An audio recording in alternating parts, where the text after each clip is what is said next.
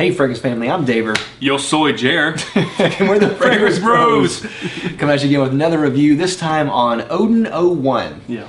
Now we have a review of Odin 04 Patrana, and we wanted to go ahead and do a couple more from the Odin line because it doesn't get much publicity. So this is Odin 01 Sunda.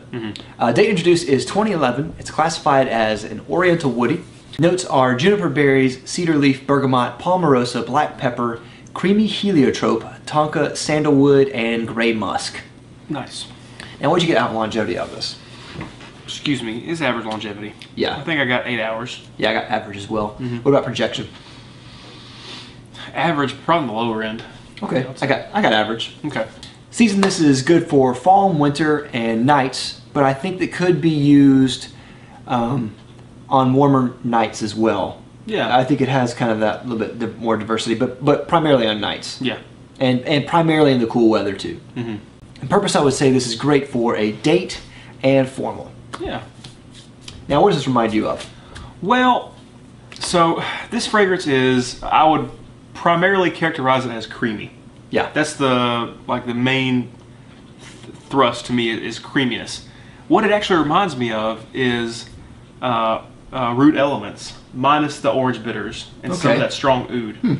But that was a very creamy fragrance too, and I kind of get some of the same feel from this one, except I think this is more wearable than root elements. Yeah. I don't know if maybe some of the tonka comes in like some sweetness. I don't get a whole lot of the other notes, like I don't get a lot of citrus, like I don't get any bergamot really or anything like that.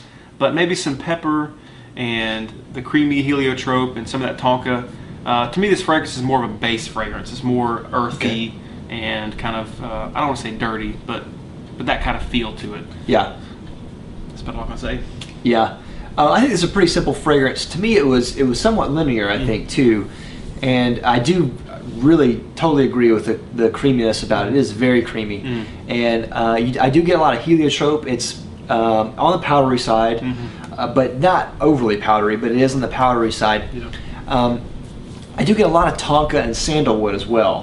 And then you do smell the musk a lot too. I don't really get much more than that.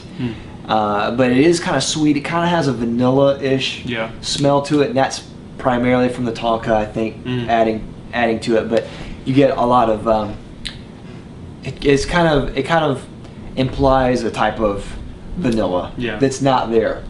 And what this actually reminded me of is it reminded me more of Sirius 14, which was the denser, heavier one with the violet and the amber. Yeah. So and it doesn't smell like that, but in style, it's very much like that, where it's on the heavier side and the denser side, and almost on the feminine side. And this is a unisex fragrance, but I think this smells a touch more on the feminine side to me. Yeah. But I think men would really like this as well. But I just, to me, it seems just a little bit on the feminine side. True unisex, I would say. Yeah. There you go. Yeah, there's not much more else to say. It's warm, comforting, inviting. It's just really nice fragrance. You can just try it. Yeah, it's not remarkable, I would say, but I don't know. There aren't a lot of creamy fragrances out there, so that's interesting. It's good to try, and fairly affordable. So.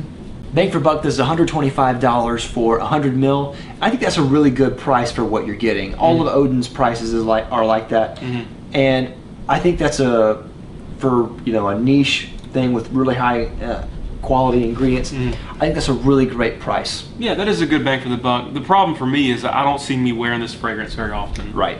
I don't have a lot of use for creamy fragrances, so I wouldn't use it, but I do think that's a fine value. Yeah. I think if you're looking for a date scent too that's a little bit different, I think this would fit the bill. So it'd be worth smelling. Yeah. Now what about compliments? No, Stephanie wasn't a big fan. Okay. She likes things a little more masculine than this. Okay. So my wife thought it was nice and thought it had a lot of vanilla in it. So, still said it was nice, always though. a joke. Yeah, she said it was nice. Interesting. So that's the thing. I didn't really get any compliments outside of that, but for that, it's a good fragrance. Sure. Final rating. I give this a 3 out of 5. Okay. It's middle of the road. You know what I mean? It doesn't do anything real special, but it smells fine. It's a good value. Just probably not for me, I think. Okay. I'm gonna give 3 out of 5. yeah, I think I'm also going to give this a 3 out of 5. I like this fragrance a lot. I think it's a good fragrance. I almost wanted to give it a 4. This might actually fall in the in-between category if we gave half points, but I do like this a lot. I agree. I think this is one of those fragrances I probably would never reach for, just because I think there are other fragrances that I personally like better. But I would like to smell this on my wife and see how it smelled on her, because I think this would actually smell really good on her.